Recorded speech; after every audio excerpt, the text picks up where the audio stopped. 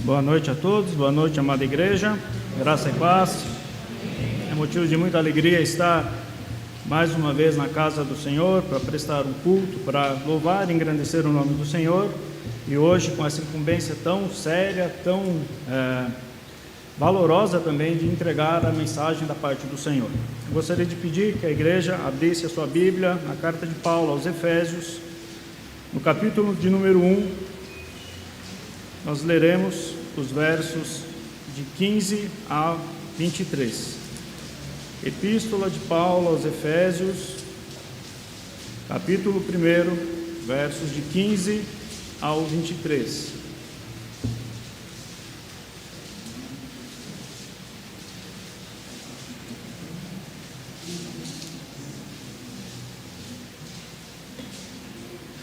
Todos acharam? Amém?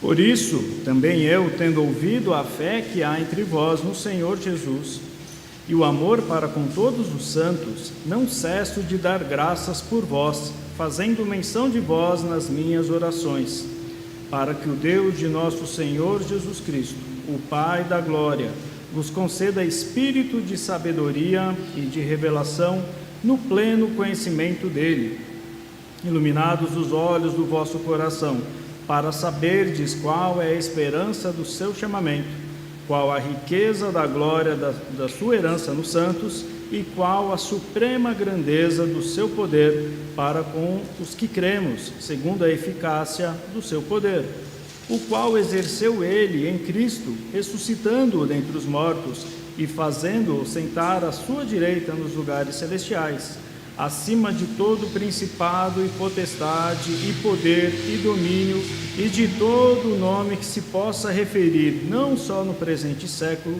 mas também no vindouro, e pôs sobre todas as coisas debaixo dos pés, e para ser o cabeça sobre todas as coisas o deu à igreja, a qual é o seu corpo, a plenitude daquele que a tudo enche em todas as coisas. Senhor Deus, diante de nós está a Tua palavra lida, Senhor. Fala aos nossos corações, faz-nos, ó Pai, entender, ó Pai, o que o Senhor tem essa mensagem aos nossos corações. É isso que eu peço, em nome de Jesus. Amém. Irmãos, a carta de Paulo aos Efésios, como o próprio nome diz, é uma epístola, é uma carta. Ela atende os pré-requisitos para ser considerada uma carta. Nos versículos 1 e 2 do capítulo 1, tem uma introdução, uma saudação, uma apresentação que Paulo faz, né? Paulo, apóstolo de Cristo. Do versículo 3 desse mesmo capítulo 1 até o versículo 20 do capítulo 6, há o conteúdo dessa carta, há o corpo dessa carta. E no final da carta, nos versículos 21 e 24 do capítulo 6, tem a saudação final, ou bênção, que Paulo faz à igreja. Apesar dela ter toda essa estrutura de carta, apesar dela ter toda a característica de carta, muitos teólogos também consideram essa carta de Paulo aos Efésios como um sermão pregado, um sermão escrito, ou ainda um tratado teológico, de tantas e tantas grandezas, e tantos ensinos teológicos que existem nessa carta. Para defender essa questão, ou para a gente começar a olhar para Efésios não somente como uma correspondência, mas como um tratado teológico, a gente pode observar uma divisão. Nos 3 primeiros capítulos, nós podemos ver que são indicativos, que eles mostram os fatos que fundamentam o cristianismo. Nesses 3 primeiros capítulos, nós vemos sobre eleição, sobre predestinação, sobre redenção, sobre salvação pela graça. São tratados, são fundamentos da fé cristã. E os 3 últimos capítulos, do 4 ao 6, nós vemos também de uma forma imperativa aquilo que nós devemos fazer, os mandamentos de como a igreja deve viver e seguir à luz desse chamado. Esse capítulo 1, do qual eu fiz uma breve leitura, ele tem 3 parágrafos, ele tem essa divisão de 3 parágrafos. O primeiro parágrafo, como eu disse anteriormente, são esses 2 primeiros versos, que é somente essa saudação introdutória, né? Paulo se apresentando como apóstolo de Cristo. O segundo parágrafo é do versículo 3 ao versículo 14, e o terceiro parágrafo, que foi o que eu li, é do versículo 15 ao 23. Vamos lá para o versículo 15 novamente, e vamos manter aqui aberto em Efésios capítulo 1, que eu vou tentar ler várias vezes vários versos desse capítulo. O versículo 15 começa com uma conjunção, por isso, Na minha aula de português lá no seminário, o reverendo Sebastião, um dos professores mais antigos e mais amados do seminário, ele fala que toda conjunção é como uma dobradiça, né? É algo que vai ligar uma peça na outra, né? Ela tem essa importância. E nesse caso, ela acho que é até um pouco mais do que uma dobradiça, ela é uma ponte. Porque quando ele começa dizendo por isso, nesse verso 15, ele está fazendo menção a tudo que foi dito do versículo 3 ao versículo 14. Ele fala, ele conta, ele expõe verdades nesses versos de 3 a 14, e aí por isso, diante de tudo isso que eu falei, ele continua dizendo, vamos olhar um pouquinho esses versos de 3 a 14, só para a gente ver sobre o que Paulo estava falando antes dessa parte que nós lemos. A gente pode ver nesses versos de 3 a 14 que Paulo apresenta o plano da redenção. Paulo apresenta como Deus providenciou, como Deus planejou essa salvação. E ainda de uma maneira detalhada, Paulo mostra a operação da Trindade na salvação. Se os irmãos observarem comigo os versos de 3 a 6, diz assim a palavra do Senhor: bendito o Deus e Pai de nosso Senhor Jesus Cristo, que nos tem abençoado com toda a sorte de bênção espiritual nas regiões celestiais em Cristo, assim como nos escolheu nele antes da fundação do mundo, para sermos santos e irrepreensíveis perante ele, e em amor nos predestinou para ele, para a adoção de filhos por meio de Jesus Cristo, segundo o beneplácito de sua vontade, para o louvor da glória da sua graça, que ele nos concedeu gratuitamente no amado. Esses versos, Deus Pai planeja essa salvação. Planeja como? Elegendo, escolhendo, antes da fundação do mundo, predestinando aqueles que seriam salvos. O Deus Pai faz todas essas coisas desse plano da redenção. E ele faz tudo isso gratuitamente no amado, final do verso 6. E quem é esse amado? O amado é o Filho, que nós veremos agora nos versos de 7 a 14. O Filho, o amado, é aquele que executou esse plano maravilhoso. O Pai planeja e o Filho executa. O Filho foi quem veio à terra e derramou o seu sangue para a remissão dos nossos pecados. O verso 8 a gente pode ver que Deus derramou abundantemente sobre nós com sabedoria e prudência, versículo 7, no qual temos a redenção pelo seu sangue, a remissão dos pecados, segundo a riqueza da sua graça. Então, o Filho executa esse plano maravilhoso do Pai, derramando o seu sangue, e nós temos essa redenção pelo seu sangue, pelo sacrifício do Filho. E ainda, nos versos de 13 a 14, nós vemos o Espírito Santo de Deus, que é o selo, que é o penhor, que é o que dá garantia, que é o que faz com que todo esse plano que foi planejado pelo Pai e foi executado pelo Filho tenha êxito, se cumpra em nós. Os textos 13 a 14 diz: em quem também vós, depois de ouvirdes a palavra da verdade, o evangelho da vossa salvação, tendo neles também crido, fostes selados com o Espírito Santo da promessa, o qual é o penhor da nossa herança, até o resgate da sua propriedade, em louvor da sua glória. Então, o que é esse por isso que Paulo começa falando no versículo 15? É essa redenção planejada, executada e mantida pela Trindade Santa. E Paulo diz o quê? Quando ele segue nesse texto: por isso, ao estar diante dessa tão grande redenção, eu também, tendo ouvido a fé que há entre vós e em Jesus e o amor para com todos os santos, Paulo agora testifica da eleição desses irmãos da igreja de Éfeso. Paulo olha, ele explica primeiro o plano da redenção e fala: está vendo? Isso é o plano da redenção, e vocês, pela sua fé e pelo seu amor pelas pessoas, são desses salvos, vocês são esses escolhidos. E Paulo louva a Deus no versículo 16: não cesso de dar graças por vós, fazendo menção de vós nas minhas orações. Então, nessa oração de Paulo, ela é dividida em duas partes.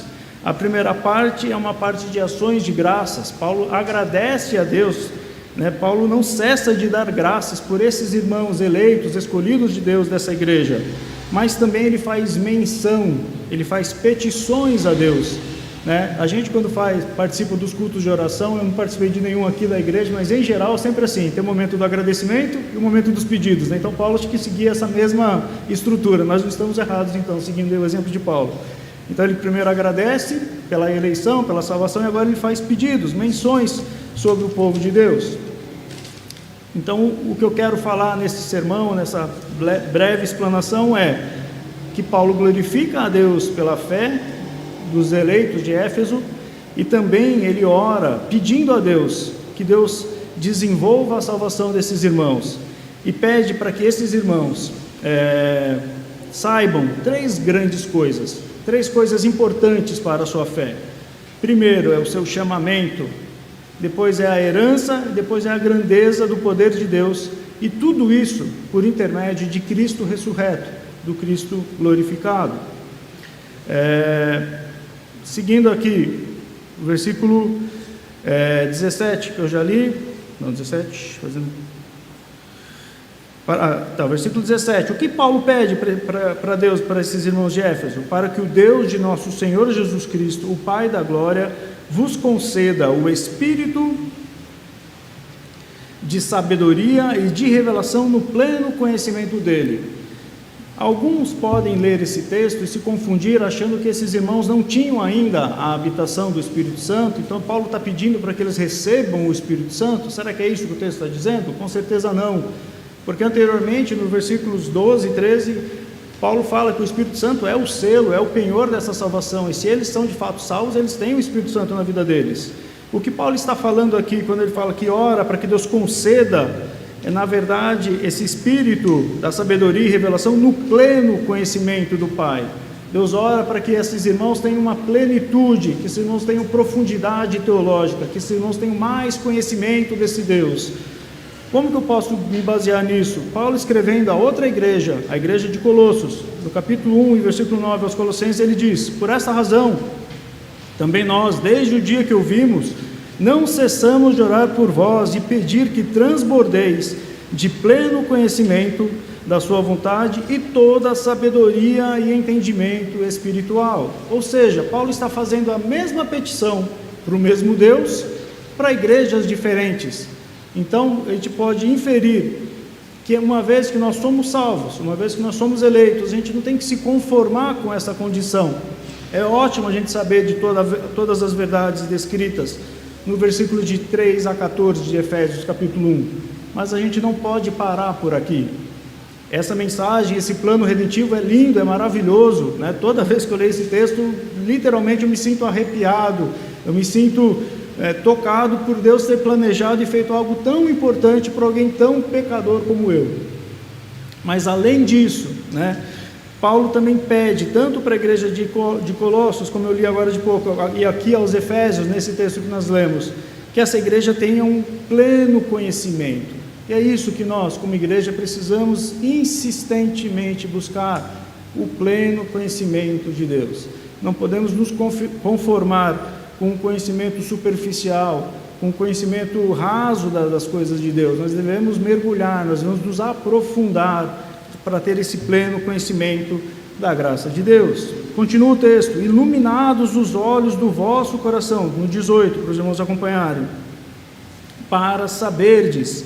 Vou parar aqui no saberdes. Por que Paulo fala iluminar os olhos, né? Até onde eu me lembro, olho não tem coração, certo? Aliás, coração não tem olho. E, literalmente sim, o órgão, coração, aquele que bomba sangue, não tem olho. Mas no Antigo Testamento, no Novo Testamento, em geral, nas santas letras, nas escrituras, quando a palavra de Deus fala de coração, a maioria das vezes é no sentido figurado, é no sentido não literal, não é o órgão que bomba sangue. Quando a palavra de Deus fala de coração, ela fala da sede do homem, ela fala do âmago do homem, do centro do homem. Tanto que em vários textos das escrituras a gente vê, por exemplo, quando aquele paralítico é alçado dentro de uma casa e Jesus fala: os seus pecados estão perdoados, a palavra santa diz que os homens arrazoavam ou pensavam em seu coração: quem é este que para perdoar pecados? Ora, o coração não pensa. Nós, na nossa sociedade, século XXI, nós acreditamos que os pensamentos são formados no cérebro. Mas quando ele fala coração, ele está falando nesse âmago, no centro, na totalidade do ser humano. Então aqui, quando Paulo fala, iluminados os vossos olhos do coração, é que nossos olhos espirituais, todo o nosso intelecto, toda a nossa razão, toda a nossa essência seja iluminada para que nós entendamos essas verdades. E para saberdes, tem 3 quais aí na sequência. O primeiro, qual é a esperança do seu chamamento? Como eu disse, os 2 textos, de 1 a 14, esse de 15 a 23, estão entrelaçados. A gente precisa olhar para esse texto de 15 ao 23 com olho para o texto anterior. Vamos lá de novo para o capítulo 1, agora nos versos anteriores. Versículos 4 e 5 diz assim a palavra do Senhor: assim nos escolheu nele, antes da fundação do mundo, para sermos santos e irrepreensíveis perante ele, e em amor nos predestinou para ele, para a adoção de filhos, por meio de Jesus Cristo, segundo o beneplácito de sua vontade. Qual que é a esperança dos santos do nosso chamamento? Nós agora sabemos que houve um chamamento, nós sabemos que há uma eleição, nós sabemos que há uma predestinação, que Deus de fato nos escolheu desde a fundação do mundo, nos tempos eternos. E agora, qual que é a esperança que nós temos? O que vem depois desse conhecimento? A gente vai ficar só sabendo que é eleito e acabou aí? Não. Qual que é a esperança? O que está diante de nós? Nós temos a esperança da eternidade com Cristo. Nós temos a esperança de que todo esse presente século, esse presente momento não pode se comparar à grandeza da glória que nós teremos na presença eterna de Cristo. Essa é a nossa esperança. Então, quando nós vemos essa doutrina da eleição, da predestinação, nós não temos que nos arrogar ou nos orgulhar de achar que somos especiais porque Deus nos escolheu. Muito pelo contrário, nós éramos e somos ainda pecadores, agora regenerados, e não merecíamos ser escolhidos. Nós não tínhamos nada em nós que fosse digno para essa escolha, mas Deus, pela sua infinita graça e misericórdia, nos escolheu e ainda nos deu uma viva esperança, esperança de vida eterna, esperança de um tempo onde não haverá dor, onde não haverá guerra, onde não haverá tristeza, onde não haverá lágrimas. Nós esperamos ansiosamente por esse tempo. Essa é a esperança do nosso chamamento. Um chamamento que não mostra ou que não aponta nada para o futuro é um chamamento que não faz sentido. Qual que é a vantagem de ser escolhido se não há eternidade? Qual a vantagem de Deus ter desempenhado esse plano tão maravilhoso e não haver o porvir, não haver o depois disto? Essa é a esperança. Então nós, como cristãos, precisamos entender e amar essa esperança, né? Como diz as Santas Escrituras, dizer Maranata, ora vem Senhor Jesus. Esse tem que ser o nosso desejo mais forte, esse tem que ser o nosso sonho. Como eu gostaria que Jesus voltasse, eu tivesse fora desse mundo, longe desse mundo, cheio de pecado, cheio de tristeza, cheio de dor. Então essa é a nossa esperança. Então Paulo orou para que o povo da igreja de Éfeso tivesse esse entendimento sobre essa esperança. E nós, aqui em Votorantim, precisamos também ter essa certeza dessa esperança, precisamos almejar essa esperança do nosso chamamento. O segundo, na sequência aí, qual a riqueza da glória da sua herança nos santos? Está ainda no versículo 18. Qual é a riqueza da glória da sua herança nos santos? Vamos voltar um pouquinho para os versículos anteriores. 11 e 12 diz: nele digo, no qual também fomos feitos herança, predestinados segundo o propósito daquele que faz todas as coisas, conforme o conselho da sua vontade, a fim de sermos para o louvor da sua glória, nós, os que de antemão, esperamos em Cristo. Qual que é essa riqueza da glória do Senhor na herança dos santos? Os santos somos nós somos os santos, e nós nos tornamos a herança de Cristo. Nós que antes éramos nada, ou ainda éramos inimigos de Deus, éramos contrários a Deus, hoje somos chamados de herança de Cristo Jesus. Aqueles que não serviam para nada, hoje são a recompensa de Jesus, do seu penoso trabalho, da sua vida e morte na cruz do Calvário. O fato de sabermos que somos herança de Deus já é um milagre. Esse entendimento é algo muito profundo, porque tudo que diz respeito a entender e conhecer os planos de Deus é muito profundo. Isso não depende de percepção e de razão humana. depende da ação do próprio Deus na pessoa do Espírito Santo em nós. Então o fato de sabermos que somos herança de Deus já é um milagre, já é uma grande bênção, e além disso, em sabendo disso, que glória, que maravilha, podemos ser chamados de herança de Cristo, a herança dos santos. Que glória nós teremos, né? No nosso cenário acho que tem aquele glória para mim, ou é só no inglês? Tem um hino que é, quando no céu estiver, será glória. Aqui no nosso não é glória para mim, será glória para Deus, mas a ideia é essa, de que momento glorioso nós teremos quando estivermos na glória. Olha, e nós seremos a herança de Deus, né? Nós somos a noiva de Cristo, que aguarda ansiosamente por nós. Nós que não somos nada, nós que não merecemos nada, né? Nós que somos pecadores, mas olha essa graça tão maravilhosa, olha essa ação soberana desse Deus, como age em nós. O terceiro qual? Está no versículo 19. Qual é a suprema grandeza do seu poder para com os que cremos, segundo a eficácia do seu poder? Qual é a surpresa grandeza do seu poder? Vamos para o texto ainda do parágrafo anterior, agora os versículos 13 e 14. Em quem também vós, que ouvistes a palavra do Evangelho, da verdade, o Evangelho da vossa salvação, tendo nele também crido, fostes selados com o Espírito Santo da promessa, o qual é o penhor da nossa herança, até o resgate da sua propriedade, em louvor da sua glória. Nesse texto, nós vemos que o Evangelho, né, no texto, no versículo 19, diz, para nós que cremos, ou para com os que cremos. No versículo 13, tendo neles crido, há uma ligação, há uma similaridade nesse texto.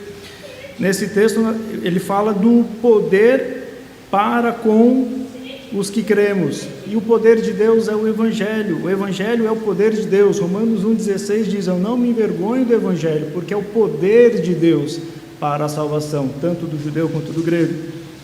Então esse Evangelho, essa boa notícia, é o poder de Deus para com os que cremos. Ele é operado em nós pela pessoa do Espírito Santo.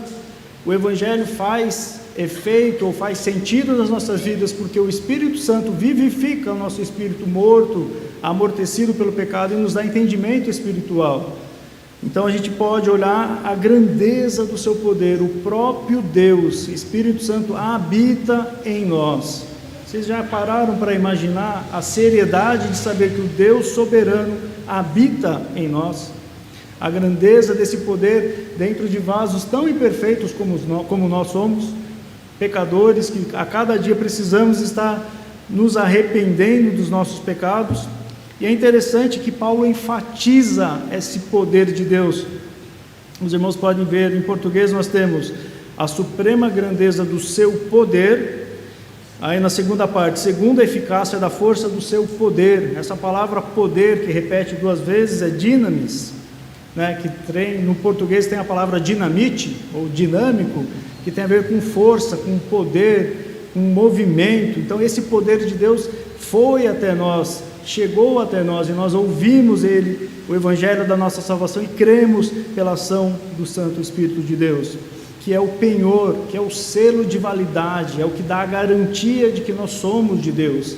Nós não somos de Deus porque nós fazemos boas obras, nós não somos de Deus porque nós somos mais bonitos, ou porque nós usamos essa ou aquela roupa, porque nós fazemos o culto desse ou daquele jeito, mas porque o Espírito do Santo Deus habita em nós, e Ele é o selo, Ele é o penhor, é Ele que valida a nossa salvação. Nós somos salvos porque esse Deus maravilhoso habita em nós. E ainda, para tudo isso ser verdade, para concluir, isso ocorre no versículo 20, diz, o qual exerceu ele em Cristo, ressuscitando dentre os mortos e o fazendo assentar à sua direita nos lugares celestiais. Esse crescimento espiritual que nós precisamos buscar como cristãos, esse entendimento da esperança que nós temos da vida eterna, esse entendimento que nós precisamos ter da riqueza desse chamamento, da riqueza que é ser escolhido de Deus. E agora, por último, esse último ponto que nós falamos, da ação de Deus na pessoa do Espírito Santo em nós, nos levando à salvação, tudo isso só é possível porque o Deus ressuscitou Jesus Cristo, na ação e na execução em Cristo Jesus. O sacrifício de Cristo foi perfeito e a ressurreição de Cristo fez com que tudo isso pudesse ser verdade. Nós estaremos eternamente ressuscitados com Cristo porque Ele ressuscitou. Ele é o primogênito daqueles que ressuscitam.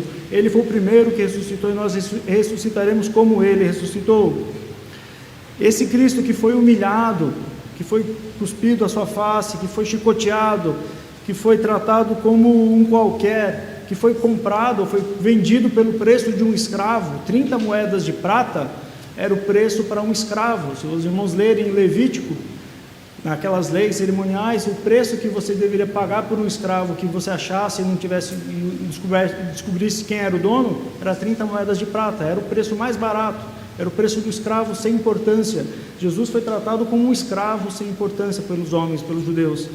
Esse Deus soberano foi humilhado dessa forma, mas agora Ele está glorificado. Além de Deus ter o ressuscitado, Ele faz-o assentar na sua direita, nos lugares celestiais.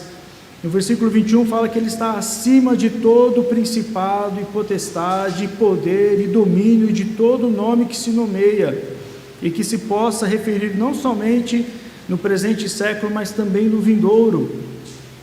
Ele tem toda a autoridade sobre todas as coisas. E ainda, no versículo 22 diz: pôs todas as coisas debaixo dos pés, e para ser o cabeça sobre todas as coisas, o deu à igreja. Olha que interessante. Paulo diz que a exaltação de Cristo é essa, que Ele é o soberano, que Ele está ao lado do Deus Pai, que Ele está tudo abaixo dos seus pés, e para que ser o cabeça sobre todas as coisas, Deus o deu à igreja. Calvino, no comentário desse texto de Efésios, diz que Jesus é uma cabeça no céu e a igreja é o seu corpo aqui na terra. Ele diz que quando a igreja estiver com Cristo no céu, Cristo estará completo, uma cabeça e um corpo. É até estranho pensar, então Jesus não está completo, então está faltando um pedaço? Não é isso, Ele é completo, mas a igreja é o corpo de Cristo e Ele é a cabeça. E Ele diz, a igreja, a qual é o seu corpo, a plenitude daquele que a tudo enche e enche todas as coisas. Cristo é o cabeça da igreja, e o fato de Deus ter dado a igreja como o seu corpo mostra mais uma vez essa exaltação, mostra mais uma vez essa glória. Ele é o cabeça da igreja, e a igreja tem uma responsabilidade nessa terra. A igreja é parte desse Deus, a igreja é parte de Cristo, a igreja é o corpo de Cristo nesse mundo, e a igreja tem que refletir a glória de Jesus, a igreja tem que propagar o evangelho de Jesus. Nós não estamos aqui nesse mundo para passar um tempo, aqui não é uma colônia de férias, muito pelo contrário, não é um lugar tão ruim, pecador, tenebroso, não é nem uma colônia de férias, não é um lugar para se divertir, muito pelo contrário, mas a igreja tem responsabilidades. Se Deus deu toda a autoridade para o cabeça, que é Cristo, nós, como corpo de Cristo, devemos cumprir todos os mandamentos. Como eu disse lá no começo, Paulo fez uma introdução explicando os pontos doutrinários nos 3 primeiros capítulos, e no 4º, 5º e 6º ele mostra os mandamentos, que nós devemos seguir como igreja. Então aqui Paulo está preparando esse terreno, mostrando que a igreja, como corpo de Cristo, tem obrigações nessa terra. Nós devemos ser sal e luz nesse mundo, nós precisamos refletir a glória de Cristo, nós precisamos mostrar para esse mundo que nós temos esse Salvador, nós precisamos mostrar que a vida e a morte, a ressurreição de Cristo não foi em vão. A igreja está aqui para testemunhar desse Deus maravilhoso e bendito na pessoa de Cristo Jesus. Outros textos que Paulo usa para mostrar que Cristo é a cabeça da igreja, Colossenses 1,18, ele diz: Ele é a cabeça do corpo, da igreja, Ele é o princípio, Ele é o primogênito de entre os mortos, para em todas as coisas ter a primazia. Jesus tem a primazia, tem toda a autoridade em todas as coisas. Ele é a cabeça e a igreja é o seu corpo, mais uma vez destacado aqui. Ele é o primogênito dos mortos, Ele é o primeiro de todos os que serão ressuscitados com ele. Em Efésios mesmo, capítulo 5, verso 23, naquele texto que Paulo fala sobre o casamento, ele diz: porque o marido é o cabeça da mulher, como também Cristo é o cabeça da igreja, sendo este mesmo o Salvador do corpo. Então Cristo, além de cabeça da igreja, é o Salvador da igreja, é o Salvador do corpo. Olha que maravilha ser igreja de Deus, olha que bênção ser o corpo do cabeça que é Cristo. Então essa é a mensagem de Deus para os nossos corações hoje. Olhemos para esse plano eterno da salvação dos versículos de 3 a 14 com essa percepção, com esse entendimento. Qual que é a razão do meu chamamento? Por que eu fui chamado? Qual que é a minha esperança? Segundo qual lá? Qual que é a riqueza da glória de Deus, da herança nos santos? Eu sou herança de Deus. Olha que maravilha, Jesus me fez a herança dele, eu sou a herança dos santos. E ainda, qual que é a suprema grandeza do seu poder para com os que cremos, para nós, para a igreja, segundo a eficácia do seu poder. Ainda nesse comentário de Calvino, só para encerrar essa parte, esse final desse versículo, segundo a eficácia do seu poder, Calvino faz uma analogia que eu achei muito interessante. Essas três palavras, eficácia, força e poder, ele fala que isso pode ser entendido, né? Vou ler aqui, poder para demonstrar, com o objetivo de enfatizar a ação divina na salvação na primeira aparição, poder para com os que cremos, e para demonstrar uma sequência na segunda aparição, eficácia da força do seu poder. Há aqui três termos que nós podemos notar da seguinte forma. Olha que interessante essa analogia. A força é como se fosse uma raiz de uma árvore. O poder é como se fosse a própria árvore. E a eficácia são os frutos, os galhos, que vão se espalhando. A eficácia do poder de Cristo é a igreja, que vai se espalhando e que vai crescendo, que vai se ramificando e vai dando frutos. Interessante essa abordagem. E para a gente imaginar, olha que mistério maravilhoso, esse Deus maravilhoso fez todo esse plano e nós, pecadores, estamos inseridos nele, nós fazemos parte desse plano eterno e somos o fruto desse trabalho de Jesus Cristo. Muito obrigado, irmãos, fiquem na paz.